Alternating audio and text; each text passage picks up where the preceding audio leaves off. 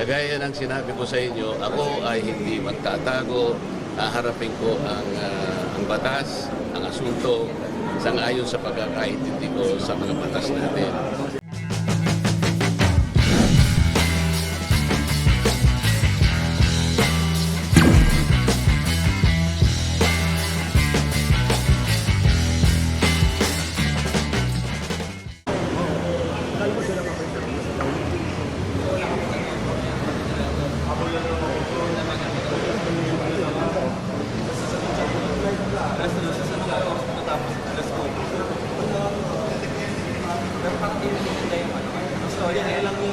Storya ngayon nag-start, pero witness player yung continuous sa totoo.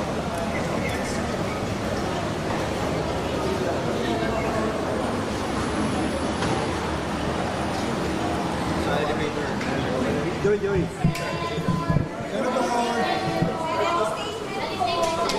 Ano ba gusto niyo kung mag-speak statement? Isa lang. Ano po yung statement din po ninyo, Senador? Masyado hindi nyo. Unang-una, pwede ba ako mag-statement muna?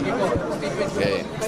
Nakita nyo naman, ako, kagaya ng sinabi ko sa inyo noon pa, palagi tayong nagpapasakop sa batas.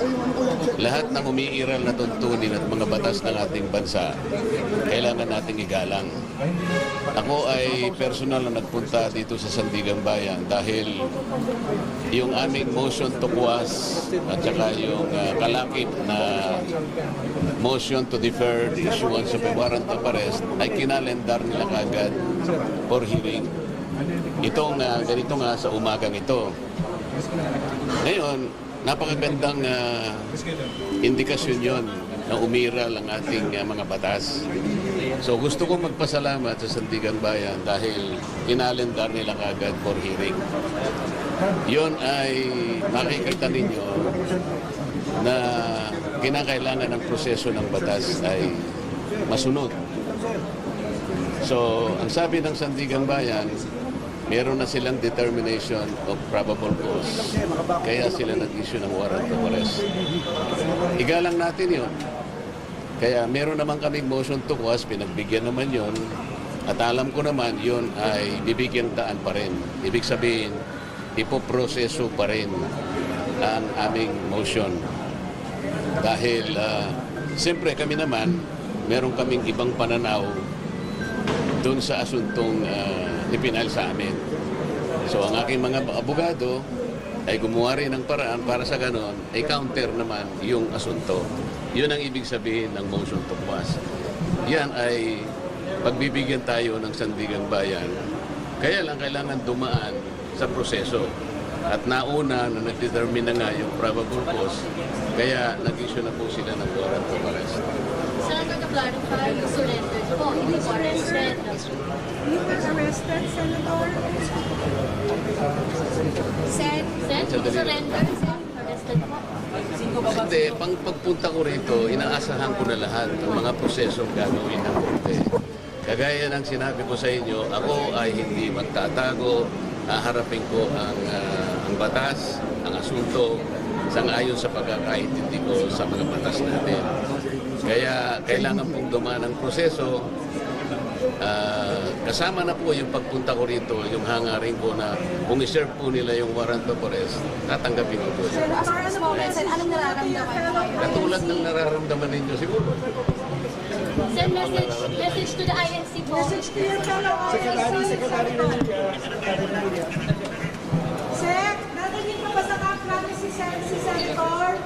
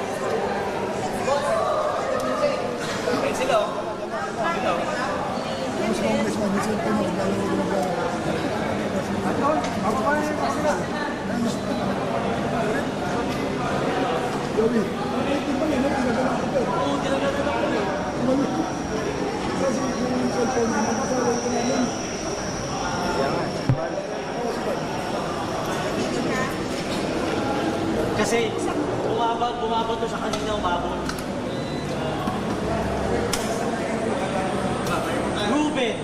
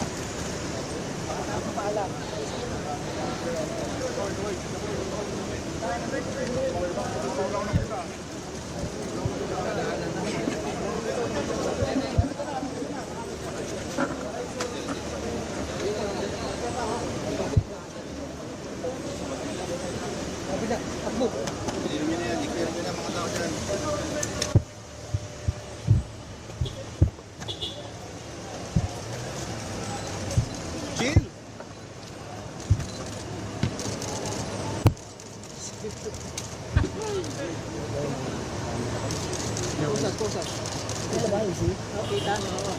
Matras tayo, Philippine National Police. Tayo police. Sa baba.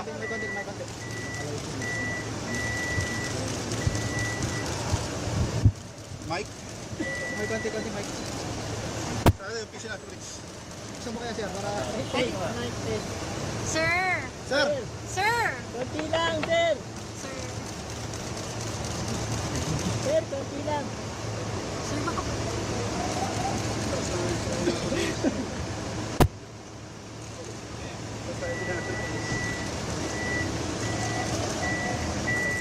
Maipit tayo ha, maipit. Okay.